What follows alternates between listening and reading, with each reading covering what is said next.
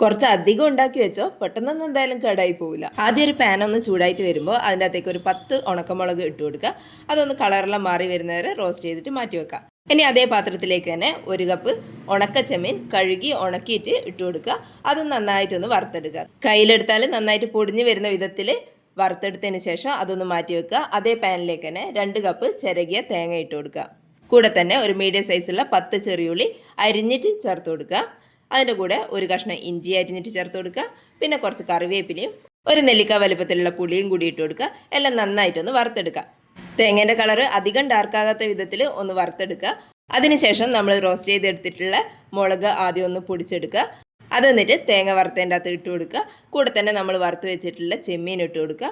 1/2 table spoon ഉപ്പ് കൂടി ഇട്ട് കൊടുക്കുക. ഇനി ഇതെല്ലാം കൂടി നന്നായിട്ടൊന്ന് മിക്സ് ചെയ്തെടുക്കുക. ഇനി നമ്മൾ മുളക് പൊടിച്ച ജാറിൽ തന്നെ ഇത് ഇട്ട് കൊടുക്കുക. എന്നിട്ടൊന്ന് പൊടിച്ചെടുക്കുക. എല്ലാം കൂടി ഒരുമിച്ചിട്ട് പൊടിച്ചെടുക്കണമെന്നില്ല, 2 ബാച്ചായിട്ട് പൊടിച്ചെടുക്കുക. ഇത് കുറച്ച് തരിതരിയായിട്ട് വേണം പൊടിച്ചെടുക്കാൻ വേണ്ടിയിട്ട്. നല്ല അടിപൊളി ചെമ്മീൻ ചമ്മന്തിപ്പൊടി ഇതുപോലെ ഒന്ന് ഉണ്ടാക്കി നോക്കണേ.